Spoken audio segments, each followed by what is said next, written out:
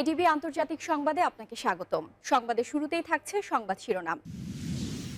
ট্রাম্পকে খামেনির চূড়ান্ত হুঁশিয়ারি, রণসজ্জায় ইরান, যুদ্ধের আশঙ্কায় কাঁপছে মধ্যপ্রাচ্য। নিশ্চিহ্ন হতে পারে ইসরায়েল, চাঞ্চল্যকর তথ্য ফাঁস। ইরানের জলসীমা থেকে মার্কিন জাহাজগুলোকে দূরে থাকার নির্দেশনা যুক্তরাষ্ট্রের। মার্কিন চাপে সম্পর্ক বদল, ইরানের তেলবাহী ৩ ট্যাঙ্কার জব্দ করল ভারত। পশ্চিম তীরে ইসরায়েলের সম্প্রসারণ নিয়ে সতর্কবার্তা দিলেন ফিলিস্তিনের প্রেসিডেন্ট। পদত্যাগের দাবি প্রত্যাখ্যান করলেন স্টারমার, এপস্টিন কেলেঙ্কারি সংকট গভীর। এতক্ষণ শুনছিলেন সংবাদ শিরোনাম, এখন জানাবো বিস্তারিত। ট্রাম্পকে খামেনির চূড়ান্ত হুঁশিয়ারি, রণসজ্জায় ইরান, যুদ্ধের আশঙ্কায় কাঁপছে মধ্যপ্রাচ্য। মধ্যপ্রাচ্যের আকাশে আবারও যুদ্ধের ঘনঘটা। মার্কিন প্রেসিডেন্ট ডোনাল্ড ট্রাম্পের সামরিক হুমকির জবাবে এবার সরাসরি রণহুঙ্কার দিলেন ইরানের সর্বোচ্চ নেতা আয়াতুল্লাহ আলী খামেনি। তেহরান স্পষ্ট জানিয়ে দিয়েছে তারা যুদ্ধের জন্য পুরোপুরি প্রস্তুত। ওয়াশিংটন যদি কোনো হঠকারী সিদ্ধান্ত নেয় তবে তার পরিণতি হবে ভয়াবহ। পরিস্থিতি এখন বারুদের স্তূপের ওপর দাঁড়িয়ে। আরব সাগরে মার্কিন বিমানবাহী রণতরী ইউএসএস আব্রাহাম লিঙ্কন মোতায়েনের পর থেকে তেহরান ও ওয়াশিংটনের মধ্যে উত্তেজনা চরমে। এই পরিস্থিতিতে নীরবতা ভেঙে ট্রাম্প প্রশাসনকে কড়া বার্তা দিলেন আয়াতুল্লাহ আলী খামেনি। তেহরানে এক জনসভায় খামেনি স্পষ্ট করে বলেন, আমেরিকানদের জেনে রাখা উচিত তারা যদি এবার যুদ্ধ শুরু করে তবে তা কেবল ইরানের সীমানায় সীমাবদ্ধ থাকবে না, বরং পুরো অঞ্চলে দাবানলের মতো ছড়িয়ে পড়বে। তিনি আরও হুঁশিয়ারি দেন যে ইরান কোনো যুদ্ধ চায় না, কিন্তু আক্রান্ত হলে পাল্টা আঘাত হবে নজিরবিহীন। খামেনির এই হুঁশিয়ারি কেবল কথার কথা নয়, মাঠ পর্যায়েও তার প্রতিফলন দেখা যাচ্ছে।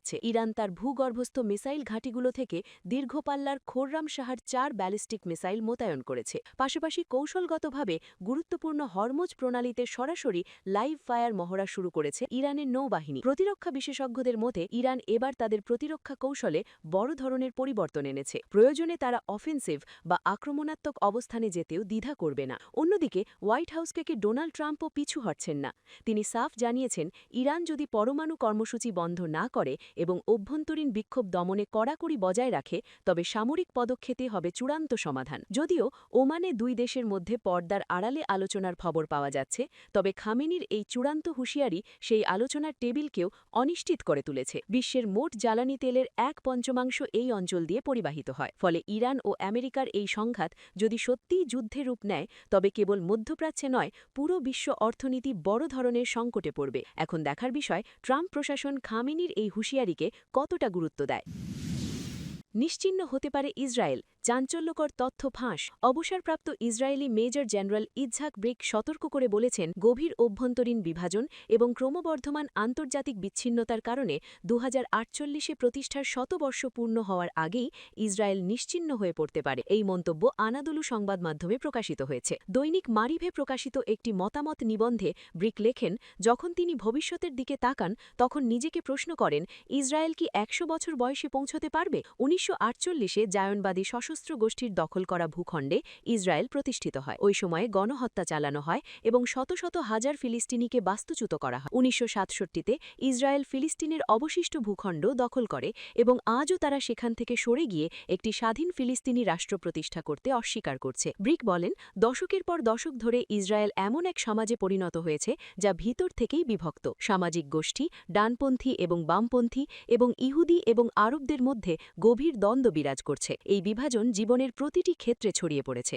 প্রধানমন্ত্রী নেতানিয়াহু প্রসঙ্গে ব্রিক বলেন, দেশটি এমন এক নেতৃত্বের অধীনে পরিচালিত হচ্ছে যারা জনস্বার্থের চেয়ে রাজনৈতিকভাবে টিকে থাকাকে প্রাধান্য দিচ্ছে। তিনি নেতানিয়াহুকে স্বল্প দৃষ্টি ও দিক নির্দেশনাহীন নেতৃত্ব হিসেবে বর্ণনা করেন। আন্তর্জাতিক পরিমণ্ডলে ইসরায়েলের অবস্থান প্রসঙ্গে ব্রিক বলেন, দেশটি ক্রমশ এমন একটি রাষ্ট্র হিসেবে পরিচিত হচ্ছে যা হিংসা এবং প্রত্যাখ্যান উস্কে দেয়।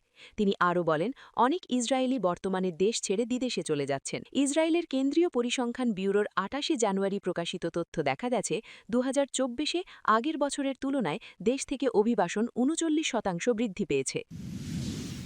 ইরানের জলসীমা থেকে মার্কিন জাহাজগুলোকে দূরে থাকার নির্দেশনা যুক্তরাষ্ট্রের। ওয়াশিংটন এবং তেহরানের উত্তেজনার মধ্যে হরমুজ প্রণালী দিয়ে ভ্রমণ করা মার্কিন পতাকাবাহী জাহাজগুলোর জন্য নতুন নির্দেশিকা জারি করেছে যুক্তরাষ্ট্র, যেখানে ইরানের আঞ্চলিক জলসীমা থেকে জাহাজগুলোকে দূরে থাকার আহ্বান জানানো হয়েছে। সোমবার ৯ ফেব্রুয়ারি মার্কিন মেরিটাইম অ্যাডমিনিস্ট্রেশন এই নির্দেশিকা জারি করে। এই পরামর্শে আমেরিকান জাহাজের ক্যাপ্টেনদের ইরানি বাহিনীকে মার্কিন জাহাজে ওঠার অনুমতি না দেয়ারও আহ্বান জানানো হয়। এই নির্দেশিকার মানে হল এই জলপথে চলাচলকারী মার্কিন পতাকাবাহী বাণিজ্যিক জাহাজগুলোকে ইরানের আঞ্চলিক সমুদ্র থেকে যতটা সম্ভব দূরে থাকার পরামর্শ দেয়া হচ্ছে, যাতে নৌ চলাচলের নিরাপত্তার সাথে আপোষ না হয়। হরমুজ প্রণালীতে পূর্ব দিকে যাতায়াতের সময় জাহাজগুলোকে ওমানের আঞ্চলিক সমুদ্রের কাছাকাছি যাতায়াত করার পরামর্শ দেয়া হচ্ছে। শুক্রবার ওমানে যুক্তরাষ্ট্র এবং ইরানের মধ্যে পরোক্ষ আলোচনার পর এই সুপারিশগুলো আসে। কয়েক সপ্তাহ ধরে ক্রমবর্ধমান বাগাড়ম্বরপূর্ণ আলোচনা এবং হুমকির ফলে দুই দেশ যুদ্ধের দ্বারপ্রান্তে পৌঁছেছিল। আল জাজিরা বলছে, বিশ্বব্যাপী শিপিং লেন এবং বাণিজ্যিক জাহাজ ঐতিহাসিকভাবে ভূ-রাজনৈতিক অস্থিরতার কারণে হুমকির সম্মুখীন হয়েছে, বিশেষ করে মধ্যপ্রাচ্যে। ১৯৮০-র দশকে ইরান-ইরাক সংঘাতের সময় উভয় দেশই বাণিজ্যিক জাহাজগুলোকে লক্ষ্য করে আক্রমণ করেছিল, যা ট্যাঙ্কার যুদ্ধ নামে পরিচিতি পায়। সম্প্রতি ইয়েমেনের হুতি গোষ্ঠী লোহিত সাগরে ইসরায়েল সংযুক্ত জাহাজের ওপর হামলা শুরু করে। এই অভিযানের লক্ষ্য ছিল গাজায় ইসরায়েলের গণহত্যা যুদ্ধের অবসান ঘটানো। মার্কিন সরকার হরমুজকে বিশ্বের সবচেয়ে গুরুত্বপূর্ণ তেল চুরির স্থান হিসাবে বর্ণনা করে, কারণ এর কৌশলগত অবস্থান জ্বালানি উৎপাদনকারী অঞ্চলে সামুদ্রিক প্রবেশপথ হিসাবে কাজ করে। জানুয়ারির শেষের দিকে ইরানের Islamic revolutionary guard corps IRGC প্রণালীতে নৌ সামরিক মহড়া পরিচালনা করে, যার ফলে মার্কিন সামরিক বাহিনী তেহরানকে যে কোনো অনিরাপদ এবং অপেশাদার আচরণের বিরুদ্ধে সতর্ক করে। মার্কিন চাপে সম্পর্ক বদল। ইরানের তেলবাহী ৩ ট্যাঙ্কার জব্দ করল ভারত। ইরানের তথাকথিত শ্যাডো ফ্লিটের সঙ্গে সংশ্লিষ্ট অভিযোগে আরব সাগর থেকে ৩টি তেলবাহী জাহাজ জব্দ করেছে ভারত। ভারতীয় কোস্টগার্ড জানিয়েছে, আন্তর্জাতিক তেল পাচার চক্রের বিরুদ্ধে সমন্বিত অভিযানের অংশ হিসাবে মুম্বাই উপকূল থেকে প্রায় ১০০ নটিক্যাল মাইল দূরে জাহাজগুলো জব্দ করা হয়। গত শুক্রবার ৬ ফেব্রুয়ারি ওই ৩টি জাহাজ শনাক্ত করা বলে এক বিবৃতিতে জানায় ভারতীয় কোস্টগার্ড। সংস্থাটির দাবি, সংঘাতকৃত অঞ্চল থেকে স্বল্পমূল্যে তেল সংগ্রহ করে আন্তর্জাতিক জলসীমায় মাঝ সমুদ্রে স্থানান্তরের মাধ্যমে বিভিন্ন মোটর ট্যাঙ্কারে সরবরাহ করছিল এই চক্র। এর মাধ্যমে উপকূলবর্তী রাষ্ট্রগুলোর প্রাপ্য শুল্ক এড়িয়ে যাওয়া হচ্ছিল। ভারতীয় কোস্টগার্ড জানায়, দীর্ঘ সময় ধরে তল্লাশি, ইলেকট্রনিক ডেটা যাচাই এবং নাবিকদের জিজ্ঞাসাবাদের মাধ্যমে এই নেটওয়ার্কের কার্যপ্রণালী এবং একটি বৈশ্বিক পরিচালনাকারী চক্রের সঙ্গে তাদের সংযোগের প্রমাণ পাওয়া গেছে। জাহাজগুলোকে পরবর্তী আইনি পদক্ষেপের জন্য মুম্বাই বন্দরে নিয়ে যাওয়া হচ্ছে। ট্যাঙ্কার ট্র্যাকার্সের তথ্য অনুযায়ী আটক হওয়া ৩টি ট্যাঙ্কার হল ইরানের পতাকাবাহী স্টেলার রুবি, চিলটার্ন এবং অ্যাসফল্ট স্টার।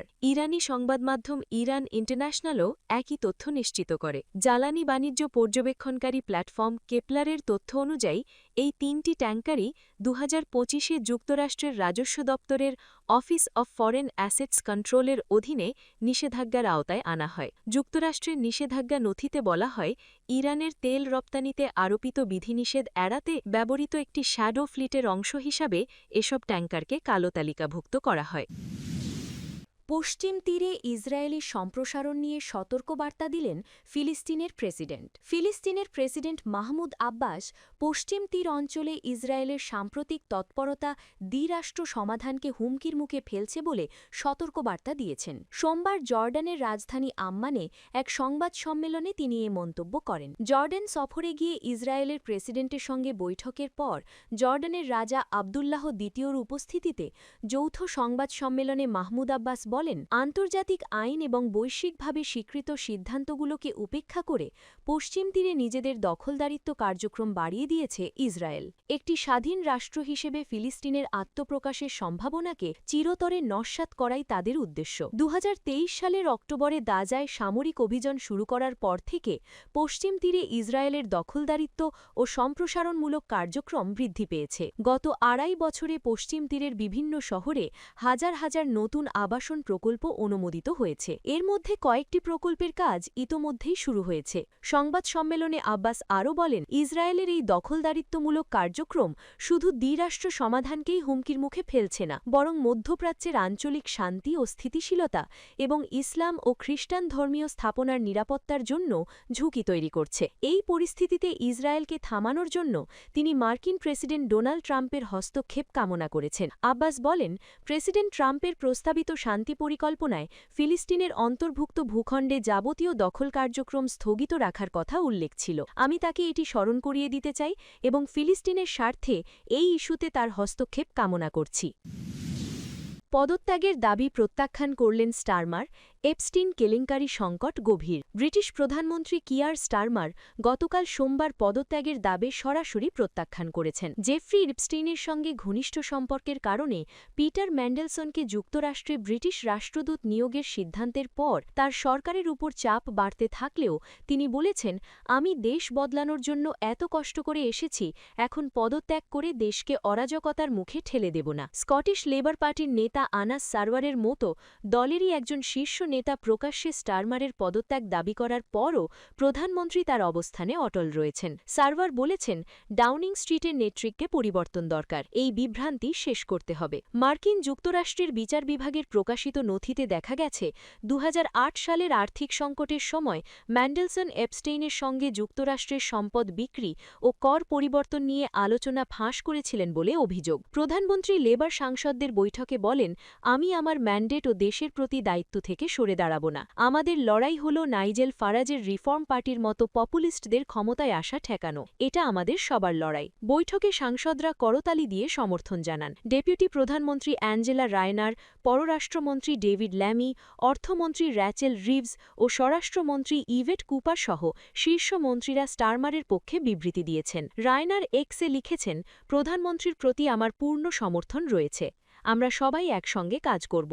কনজারভেটিভ পার্টির নেত্রী কেমি ব্যাডেনক বলেন, স্টারমার একটা প্লাস্টিকের ব্যাগের মতো বাতাসে উঠছে। তিনি যদি নিয়ন্ত্রণ না করতে পারেন তাহলে লেবার পার্টির অন্য কেউ করুক অথবা নির্বাচন দিন। উল্লেখ্য, সংকটের কারণে সরকারি ঋণের সুদ হার বেড়েছে, পাউন্ডের মান ইউরোর বিপরীতে কমেছে। বিনিয়োগকারীরা আশঙ্কা করছেন, স্টারমারের পতন হলে আরও বামপন্থী নেতৃত্ব এলে ঋণ ও ব্যয় বাড়তে পারে। স্টারমার এখনও নিরাপদ মনে হচ্ছে, কিন্তু তার সরকারের প্রায় 2 বছরের শাসনকালে গাফিলতি, নীতি পরিবর্তন ও যোগাযোগ বিভাগের 4 জন প্রধানের পদত্যাগের রেকর্ড নিয়ে প্রশ্ন উঠছে। একজন লেবার সাংসদ নাম না করার শর্তে বলেছেন, এটা যেন ধীর গতিতে চলা একটা মারাত্মক দুর্ঘটনা দেখছি। স্টারমারের সামনে এখন 2টি লড়াই, এপস্টেইন ম্যান্ডেলসন কেলেঙ্কারি থেকে বেরিয়ে আসা এবং 2029 সালের নির্বাচনের আগে অর্থনৈতিক সংকট মোকাবিলা করা।